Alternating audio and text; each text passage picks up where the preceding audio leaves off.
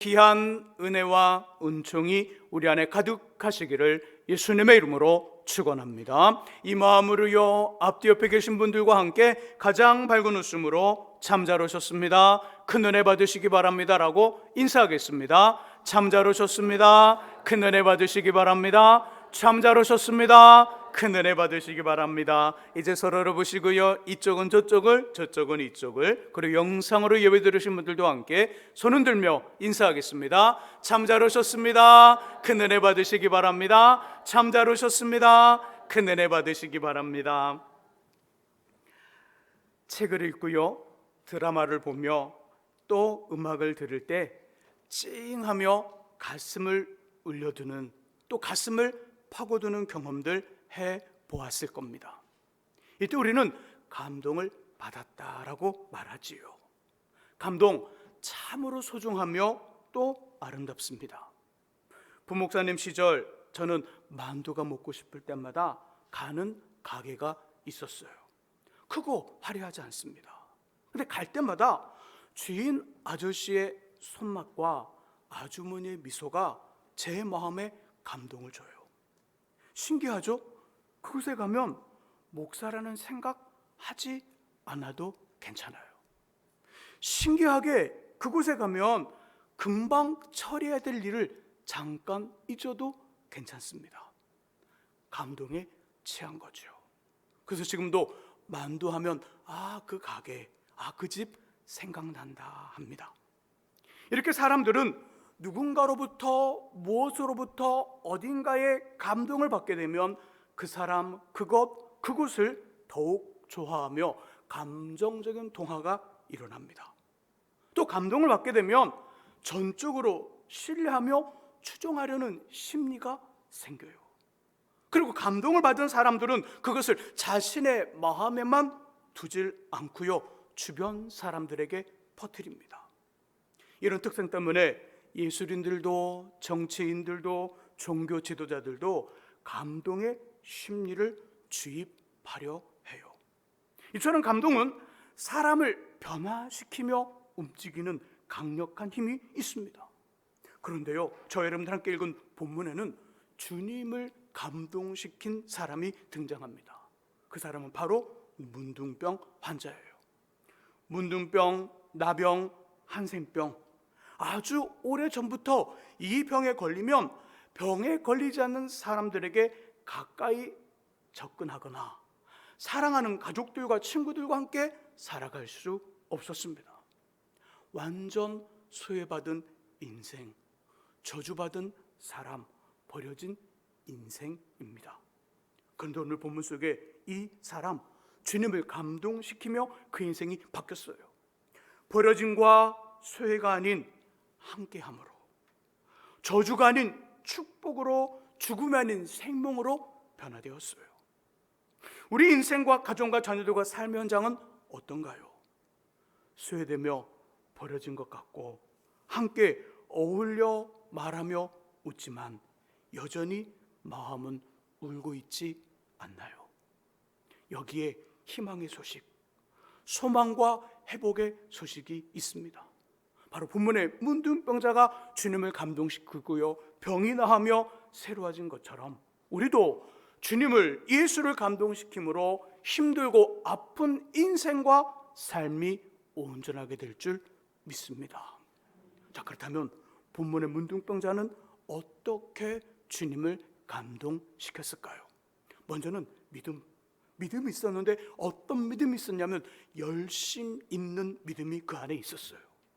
문둥병자 안에 믿음이 있었는데 단순한 믿음이 아니라 열심히 있는 믿음이 그 속에 있었다는 거죠. 2절의 말씀을 같이 한번 읽어봅니다. 본문 2절의 말씀 읽습니다. 한 나병 환자가 나와 절하며 이르되 주여 원하시면 저를 깨끗하게 하실 수 있나이다 하거늘 아멘. 자, 2절의 처음 부분, 한 나병 환자가 나와 절하며, 나병 환자, 문둥병자가 예수께 와요. 이 사람, 지금 우리가 살아가는 지금이나 과거나 주님이 사역하던 시대에서도 회복할 수 없는 하늘의 저주받은 인생이에요. 레위기 13장 45절과 46절에서 하나님 말씀하기를 이렇게 말씀해요. 문둥 한 자는, 나병 한 자는 옷을 찢고 머리를 풀며 입니수를 가리우고 외치기를 부정하다 부정하다 할 것이요 병이 있는 날 동안은 늘 부정할 것이라. 그가 부정한즉 혼자 살되 짐밖에 살지니라. 짐밖에 살라 말씀해요. 이 법이 마을의 법이 아니에요. 작전동 계산동의 법이 아니에요. 우리 구청의 법이 아니에요. 사람들이 만든 법이 아니에요. 이 나병 환자, 이 문둥병에 걸린 사람을 만든 하나님이 정한 법이에요.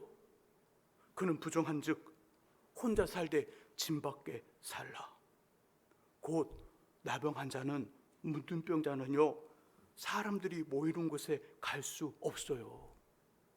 우리처럼 이렇게 모여있는 한 수십 명의 사람들이 모여 예배드리는 이런 장소에 나병 환자, 예수께서 사역하던 시대에, 그때의 이 문둥병자는요, 이곳에 들어오면 안 되는 거예요.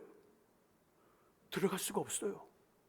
들어갔다는 꿈조차 꿀 수 없습니다. 꿔서는 안 돼요. 근데 이 사람들이 모인 곳에 들어가 그 사람들을 해죽고 중앙에 계시는 예수께 가야지라는 엄청난 꿈을 꿔요. 하나님의 법을 완전히 엎어버리는 꿈을 꾸고 있습니다. 사람들의 의식과 인식 속에 자리잡힌 많은 생각들, 그래, 나병 환자는 절대 우리의 모임 속에 들어와서는 안 돼, 들어올 수 없다는 그 생각에 그 반대되는 역순의 꿈을 꾸고 있어요. 내가 모인 사람들 안에 들어갈 거야. 그리고 그 사람들을 해집고 중앙에 계시는 예수께 갈 거야. 이런 꿈을 꿔요. 그리고 그 꿈을 실제로 옮깁니다. 입니수를 가리고요, 아래 입술을 보일 수가 없어요. 이빨을 보여서는 안 돼요. 입니수를 가립니다. 찢어진 옷을 입고 머리는 산발이 된 채 부정하다. 아래 입술이 보이면 안 된다고요. 부정하다라고 말하면 안 돼요. 아래 입술이 안 보이게 입니수를 움직이는 거예요. 부정하다. 아래 입술 안 보이죠? 이렇게 이렇게 부정하다. 그렇게 외치며 무릎 속에 들어갑니다. 상상을 해보세요. 눈썹이 없어요. 코가 떨어져 나갔어요. 그런데 숨은 쉬어요. 이곳저곳에 진물이 마르지 않아 이곳저곳에 엉킨 헝겊을 두르고요, 누구하다 부정하다.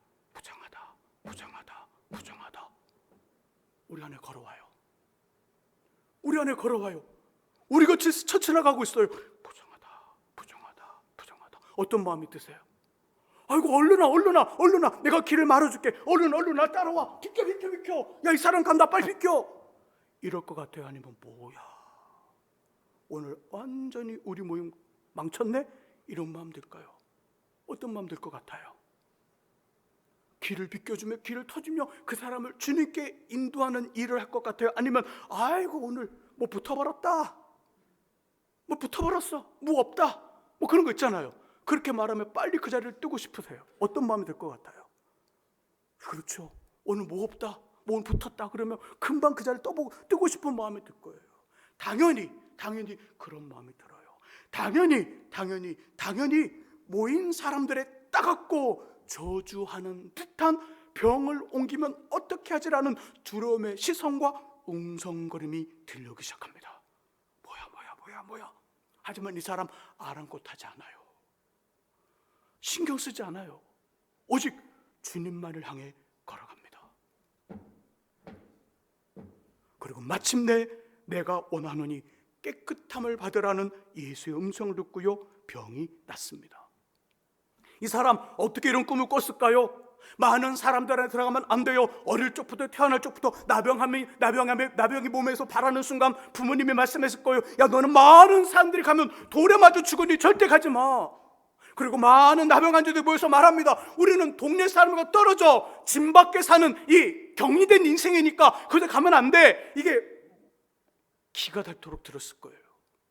그의 고정관념을 깨트리고 많은 사람들이 모인 곳에 들어가 그 틈을 뚫고 주님께 나아갔겠다는 생각 어떻게 가졌을까요? 그 고정관념을 어떻게 깨트렸을까요? 상상조차 할 수 없었던 꿈을 꾸며 그 꿈을 실제로 옮긴 건 그 사람의 무엇이었을까요? 이 사람의 열심이에요. 열심. 단순한 열심이 아니라 믿음과 범벅된 열심, 믿음과 믹서된 열심, 믿음과 버물러진 열심 있는 믿음이 이 사람으로 하여금 자신의 고정관념을 깨트려버리고 지금까지 들었던 모든 생각들을 다 허물어버리고 꿀 수 없는 꿈을 꾸고 그 꿈을 실제로 옮긴 거예요. 열심 있는 믿음, 예수를 향한 열심, 예수를 만나려는 열심, 예수님을 받으려는 열심이 많은 사람들에게 둘러싸인 주님의 시선을 자신에게 집중시킵니다. 많은 사람들이 있을 때 그 앞에 선 사람들, 앞에 있는 사람은 누구에게 시선을 집중할까요? 예배를 인도하고 말씀을 전하는데 딴 생각하고 핸드폰 만지고 딴 생각하고 딴만 갖고 막 이렇게 머리를 이렇게 막 하고 막 이렇게 하는 사람한테 시선을 줄까요?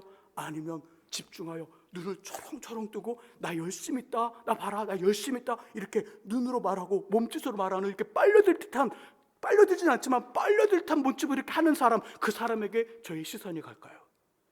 누구한테 갈 것 같아요? 이렇게 하는 사람한테 갈 것 같아요? 가지 않아요. 이런 사람들은 시선이 가지 않아요. 빨려들진 않지만 빨려들 것 같은 그런 시선과 그런 마음으로 열심을 품고 열심을 보여주는 그 사람에게 저희 시선이 가요. 주님도 그 사람에게 간 거예요. 수백 명, 수천 명이 모였는데 이 나병 환자가 가진 열심이 주님으로 하여금 그 사람에게 시선을 집중시켰고요, 관심을 갖게 했으며 예수의 심장을 뛰게 하는 감동과 치유와 회복을 일으킨 거예요. 저는 하나님의 여러 가지 이름과 별명 중에 이 별명 참 많이 사용합니다. 하나님은 최고의 위대한 외과 의사, 수술을 제일 잘하시는 분, 때로는 우리의 식어버린 열심과 사라져버리는 열심과 희미해지는 열심은 하나님은 자신의 수술대에 우리를 올려놓고 오래 걸리지도 않아요. 복잡하지도 않아요. 잠깐 톡 건들면 우리 안에 열심이 생겨요. 잃어버렸던 열심이 회복되고요, 놓아버렸던 열심이 회복되고요, 그리고 잊어버렸던 열심이 다시금 막 불타듯 우리 안에서 타올라요. 하나님은 그렇게 위대한 그 외과 의사처럼 수술대 위의 왕이에요. 저는 그 모습을 기억하면서 꼭 우리가 그렇게 해야 되나요? 라는 질문을 던져요. 그죠? 우리가 잠깐 잊어버리고 하나님 수술대 위에 올라가 하나님 수술을 통하여 우리 잃어버렸던 열심과 열심 있는 믿음을 회복하는 것, 그거 가능해요. 그리고 그렇게 경험해 봤어요. 근데 꼭 그래야 되냐고요? 꼭 하나님의 수술을 받아야 되냐고요? 꼭 하나님의 수술대에 올라가야 되냐고요? 수술대 위에 올라가지 않더라도 열심 있는 믿음으로 살아갈 수 있잖아요. 열심 있는 믿음으로. 저는 저와 여러분들 안에 이런 열심 있는 믿음이 있을 수 있기를 주의 이름으로 축복합니다. 하나님 말씀하셔요, 사모하는 영혼을 만족하게 하시고 줄인 영혼에게 좋은 것으로 채워주시리라.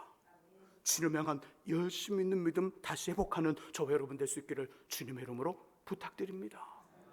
두 번째는요, 주께서 원하시면이라는 고백이에요. 주님의 마음을 감동시켰던 문둥병자 안에 있었던 첫 번째 모습은 열심히 있는 믿음이라면, 두 번째는 주님이 원하시면이라는 고백이에요. 자, 2절을 다시 한번 읽어보죠. 본문 2절의 말씀 같이 읽어봅니다. 한 나병 환자가 나와 절하며 이르되 원하시면 저를 깨끗하게 하실 수 있나이다 하거늘. 아멘. 자, 나병 환자가 주님께 한 말이 뭐예요? 주여 원하시면. 거기다가 동그라미 치고요, 박스 치고요, 별표를 쳐보세요. 주여 원하시면. 이 고백에 하나님 주님 얼마나 큰 감동을 받으셨는지, 예수님 얼마나 큰 감동을 받으셨는지 문둥병자의 말과 동일하게 답변을 하셔요. 자, 3절의 말씀 한번 읽어보죠. 예수님 이 병자가 나와 절하면서 주여 원하시면이라고 말한 이 말에 그 주님이 어떻게 대답하는지 3절의 말씀을 같이 한번 읽어보죠. 3절 읽습니다. 예수께서 손을 내밀어 그에게 대시며 이르시되 내가 원하노니 깨끗함을 받으라 하시니 즉시 그의 나병이 깨끗하여 진지라. 아멘. 자, 예수님 병자에게 무슨 말씀하셨어요? 내가 원하노니, 내가 원하노니. 여기에도 동그라미 박스 치고요, 별표 쳐보세요. 2절에서 병자로 뭐라고 그랬죠? 주여 원하시면. 3절에서 예수님 뭐라고 말씀해요? 내가 원하노니. 말이 같아요, 달라요? 같아요. 우와, 말이 같아요. 문둥병자의 고백, 주님 원하시면, 이 말과 예수님이 대답한 내가 원하노니, 이 말이 같아요. 같은 말을 하고 있어요. 그만큼 지금 코드가 맞았다는 거죠. 그 말을 듣고 있는 예수님 너무너무 큰 감동을 받았다는 이야기를 해주는 거예요. 좋았다는 거예요. 그 마음에 들었다는 이야기를 하고 있는 거예요. 왜죠? 무엇 때문이죠? 나병 환자의 주님이 원하시면이라는 고백에 문둥병자의 그 겸손과 깊은 간절함이 그 속에 있기 때문에요. 주님, 주님, 저는 겸손합니다. 주님, 주님, 저는 아주 깊은 간절함이 있습니다. 말하지 않았는데, 주님 원하신다면, 주님이 원하신다면, 주님이 원하신다는 그 말 속에 나병 환자의 주님을 향한 겸손과 깊은 간절함이 그 속에 있었던 거예요. 예를 들어볼까요? 저 여러분들 누군가의 초청을 받았어요. 누구를 초청해준 사람이 정말 큰 힘을 가진 사람이에요. 날아가는 새도 삑 떨어뜨린 힘을 가진 사람이에요. 그 누구를 초청했는데 올 때 5가지 원하는 거 적어오래요. 그거 들어주겠다고. 그래서 막 적었어요. 그리고 도착했어요. 딱 종이를 내밀었어요. 근데 이 사람이 눈치가 좀 이상해요. 적은 5가지 중에 4가지는 쉽게 들어줄 수 있는데 하나는 어렵대요. 근데 우리 입장에서는 그 들어주겠다는 4개보다는 안 된다는 하나가 더 중요해요. 그래서 4개를 안 들어줘도 이 하나는 꼭 들어줘야 돼요. 이런 거예요. 어떤 건지 아시겠죠? 자, 이런 상황인데 우리가 이 사람한테 이렇게 말을 해요. 당신이 원하신다면 그렇게 하세요. 당신이 원하신다면, 만일 당신이 원하지 않는다면 내가 제일 소중하고 중요하게 생각하는 것마저 포기하고 버릴 수 있습니다. 내가 그토록 중요하게 생각하는 하나 안 돼도 돼요. 당신이 원하시다면 그렇게 하세요. 나의 모든 소원과 생각 것을 다 버리고 당신이 원하는 대로 저도 그렇게 생각하고 하겠습니다. 이 말과 동일한 것이 문둥병자가 2절에서 말씀한 주님이 원하시면 이라는 표현이에요. 주님이 원하신다면 문둥병자 입장에서 저는 꼭 나병이 고쳐져야 돼요? 고쳐지지 않아도 돼요? 꼭 고쳐져야 돼요. 나병 환자 입장에서는 주님, 저는 나병이 꼭 고쳐져야 됩니다. 다 안 돼도 돼요. 키가 이딴 만큼 안 커도 되고 몸이 홀쭉해서 예뻐지지 않아도 괜찮아요. 돈도 많지 않아도 괜찮아요. 근데 문둥병은 꼭 나서야 돼요. 이 마음으로 주님께 나왔는데 주님 원하신다면 문둥병이 고쳐지지 않아도 돼요. 저는 꼭 고쳐져야 되는데 주님이 만일 고쳐지지 않기를 원한다면 그렇게 할게요. 겸손함과 간절함과 순종함이 이 고백 속에 담겨져 있는 거예요. 주님이 곧 아신 거예요. 그냥 문둥병자의 그 말, 단순히 말만 들은 것이 아니라 말 속에 있는 견고한 뼈와 단단한 근육을 보신 거예요. 누가 우리에게 말을 해요. 정말 세련됐어요. 정말 단어 선택이 고급스러워요. 고급져요. 근데 전달이 안 돼요. 근데 울리질 않아요. 약간 깨알뚱거려요. 근데 어떤 사람의 말은요, 정말 둔탁해요.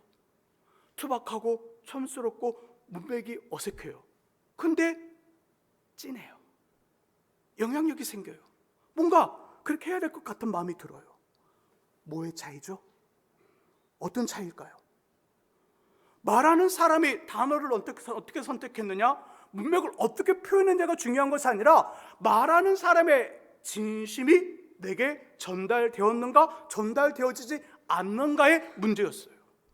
말하는 사람의 어떤 진심에 대한 전달이 되면 말이 둔탁해도, 말이 촌스러워도, 말이 컨트리해도 정말 그 진심이 전달되면서 내게 영향력을 발휘하기 시작해요.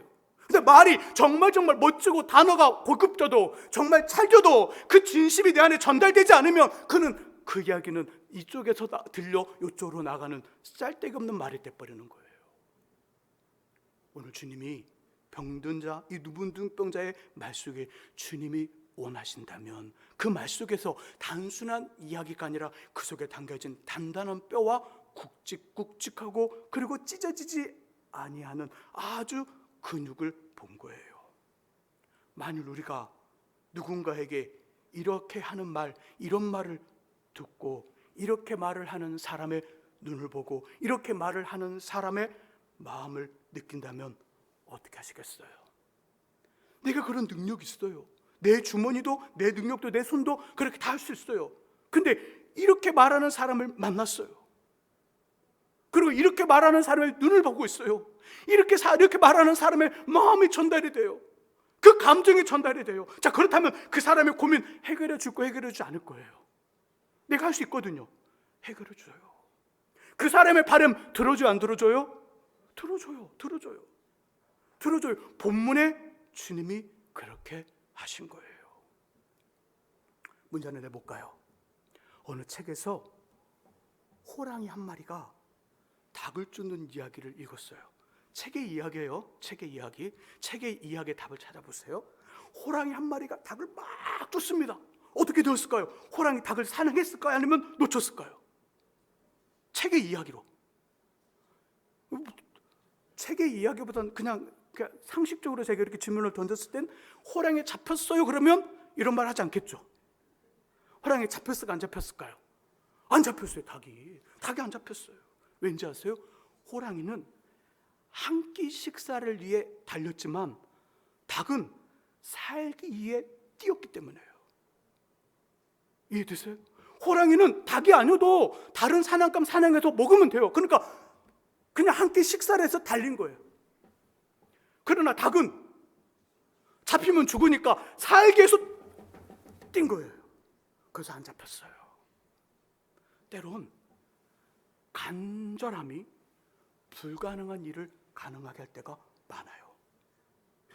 간절함이 일어날 수 없는 일들을 일어나게 만들어요. 간절함이 넘어올 수 없는 예쁜 여자애를 내 친구로 만들 수 있고요. 간절함이 넘어올 수 없는 멋진 남자를 내 남자로 만들 수도 있어요. 간절함이 내가 넘을 수 없었던 취업의 담을 넘게 하기도 하고요. 간절함이 하나님을 움직이기도 해요. 바울 선생님은요, 누스라에서 나면서부터 걷지 못했던 사람을 만납니다. 근데 그 사람 안에 뭐가 있었냐면 구원받을 만한 믿음, 간절한 믿음이 있는 것을 발견하고요, 말합니다. 일어나 걸어라. 그리고 그 사람은 걸어 나아 치유됐어요. 우리 자신과 가정과 자녀와 삶의 문제 속에 교회와 이민족 안에 예수의 능력을 개입시키려는 열심의 믿음과 겸손하며 깊은 간절함의 믿음을 품고 하나님 앞에 늘 나아가심으로 치유하고 회복되어주는 주님의 역사가 우리 안에 가득할 수 있기를 예수님의 이름으로 축원합니다. 기도하겠습니다. 하나님 아버지, 본문에 나병한 자는 아버지 하나님 결코 많은 사람들이 모임 속에 들어갈 수 없다는 걸 어린 시절부터 병에 걸린 시절부터 귀에 아버지 못이 박히도록 들었습니다.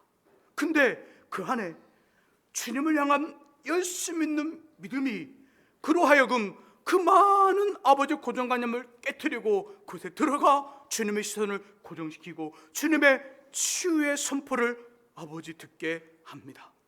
주님이 원하신다면 겸손함과 깊은 간절함과 순종함 있는 고백을 통하여 주님의 마음을 감동시키고 또 주님의 그 능력으로 회복되는 그 역사 봅니다. 하나님, 우리도 주님을 향한 열심 있는 믿음, 어떤 상황과 어떤 일 앞에서도 행여 우리 인생이 잘 되어도, 행여 우리 인생이 어지러워도, 행여 우리 인생이 정말 빛나는 별처럼 빛나줘도, 아니면 어두워도 주님을 향한 열심 놓치지 않게 하여 주옵소서. 주님 원하신다면 그 뜻을 따라가겠습니다. 겸손함과 순종함으로 아버지 앞에 머무는 우리 될 수 있도록 아버지여 도와 주옵소서. 예수 그리스도의 이름으로 기도합니다. 아멘. 지금 우리 충만